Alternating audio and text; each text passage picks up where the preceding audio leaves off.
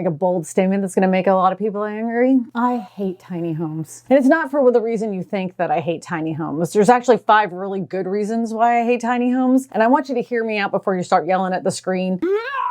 Because as cute as tiny homes are, they've got some issues and we need to talk about them. First things first, you know, when you look at a traditional home built, it's built to a specific standard and code in your specific area. Now, if you have a modular home, they're built to modular specifications, usually built to local code, if not better. If you have a manufactured home, they're built to HUD standards. And everybody in the community is aware of what those standards are, including home inspectors. 2x4s it needs to have. It doesn't say what kind of insulation it needs to have. It doesn't specify what kind of roof it needs to have, if it must be on wheels, if it shouldn't be on wheels, if it's attached to a foundation. There's a million different ways a tiny home could be built. And so when these builders get in there, who knows what you're getting? And that's what really burns my rear end, because one of the biggest populations of people trying to buy tiny homes right now are retired people that have a limited income, and they're putting in their life savings when purchasing these. But if there's no set standard, who knows what they're building it to? And not only that, a lot of tiny home builders are not necessarily licensed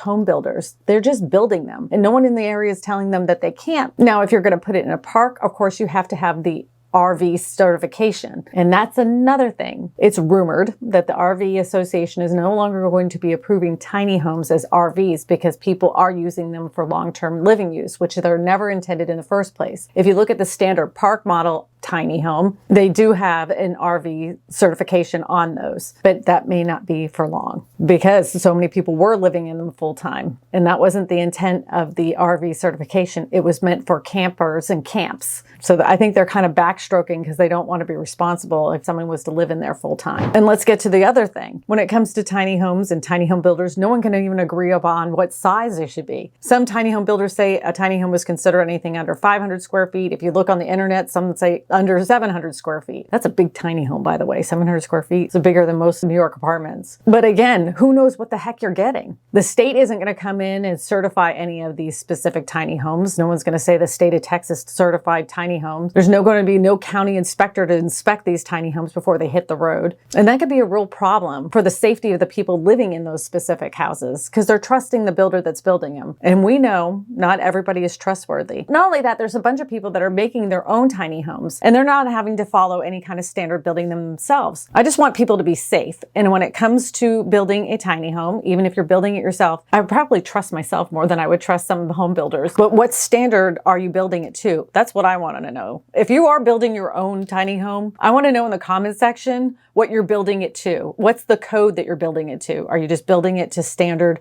building practices? You're just making it a lot smaller? Are you building it to RV standards? I want to know. There has to be some kind of rule book when it comes to these tiny homes, just for the safety of the public. And that brings me to my next issue. If you do have a problem with a tiny home, who do you go to? It's not like you can go to your local state and complain to anybody. Because like if you were to build a traditional home, you could go to the state and say, this builder did not build my house correctly. And you have some recourse when it comes to that. But when it comes to a tiny home, there is no recourse. Sure, they might give you a 10-year warranty, but who's to say that that tiny home builder is going to be in practice in the next 10 years? I just worry that there isn't any kind of building standards when it comes to it. It's too much of the wild, wild west. And let's get into my next issue. Speaking of the wild, wild west, if you go on the internet and you start shopping for a tiny home, you're going to find hundreds, if not thousands of different home builders that are making tiny homes. That doesn't mean that they're all legitimate. I even talked about a couple scammers I've run across in the past few years when it comes to tiny homes, especially when the fastest group of people that are purchasing tiny homes right now are the elderly. And before you even think this, because I know a lot of you are saying, no, it's millennials. No, it's not. I know you have this image in your head of some millennials sitting out there. Hey, dude, I just live in a tiny home in the middle of the woods and I poop out there with the bears. It isn't like that. It is not. Most of these people are retired. They have a limited income and they're just trying to find an affordable place to live. Have you seen the cost of apartments these days? This is the cheapest option for them that gives them stability, where they wouldn't have to pay rent. So they choose a tiny home. In a lot of cases recently, a lot of these elderly are getting taken advantage of. Now, because all tiny homes are not created equal and a lot of people are retired, some of them are choosing to have a tiny home put in their backyard. Some people call this an ADU. Now, an ADU is built to a different standard and it's usually common in California. Now, they do have building standards when it comes to an ADU, auxiliary dwelling unit. This just means a little house behind your house. They have a building standard. Now, there is a way to get around that, and I'm just going I'll tell you right now, if you live in a neighborhood that allows for RVs, then you get the tiny home that has this RV certification, and then you put it in your driveway. There you go. That's how you get around it, just to let you know. But I digress. The thing is, if you do have somebody in your family that is retiring and looking at a tiny home, do it with them, because they don't really know what they're looking at. And sometimes they can get scammed and it's not legitimate. And I don't want you or anybody in your family to be taken advantage of. So if they're on this search for tiny homes, do it with them.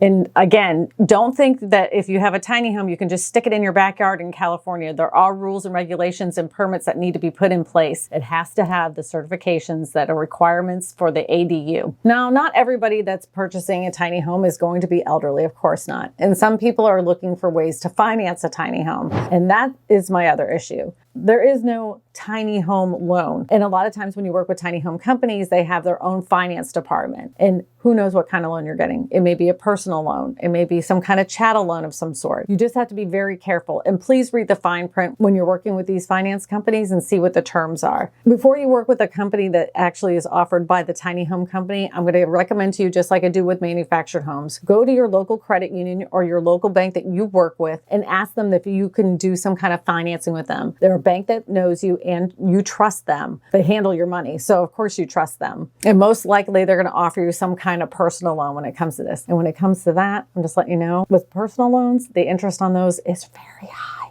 Very, very high. But it may still be even cheaper than having to pay rent. Have you looked at rent prices lately? Look at the rates that they're offering at the tiny home company and look at the rates that your bank's offering. Okay, so my other beef when it comes to tiny homes is price per square foot. They're really freaking expensive.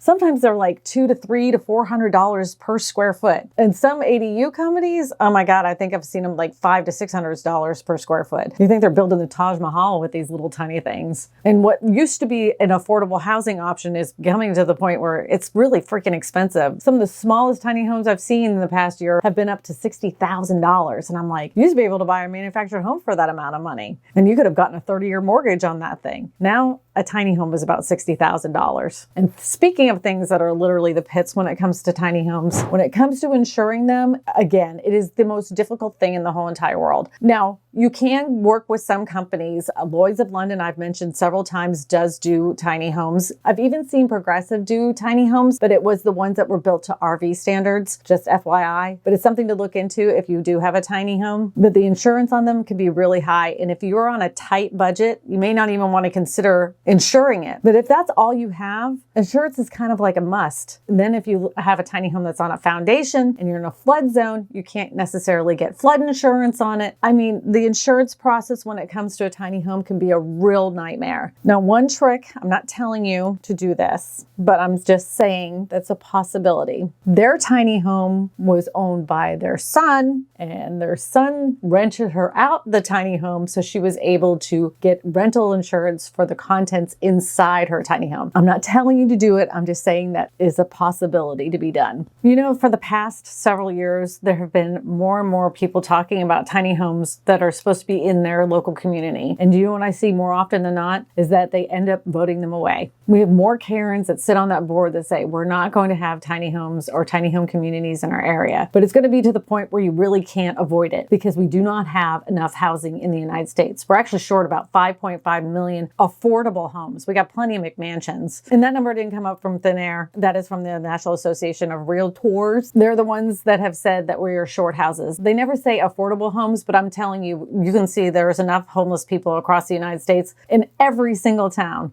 We don't have enough affordable homes. And waiting for a housing crash, that's a whole different video, but that ain't gonna happen anytime soon. So when it comes to tiny homes, we need them to be, first of all, affordable. We need them to be able to be insured. We need a standard, a building standard when it comes to these. We need to find a way to get people to be able to finance them and finance them securely. And we need communities for people to live in. Lastly, we need insurance standards. We need to be able to allow people that are living in tiny homes to be able to get them insured and insured for an affordable price. It's a tiny dwelling. They don't need to be paying $1,000 a month for their little tiny house. So do you agree with me? Let me know in the comment section below because I know you guys like to sound off on me, especially when I say I don't like tiny homes. But I'm looking out for you guys, just like I did in this video right here about a guy who was scamming people out of tiny homes. You're gonna wanna watch this video right here. My name is Kristina Smallhorn, your real estate whisperer, and I tell you all this because good real estate information matters.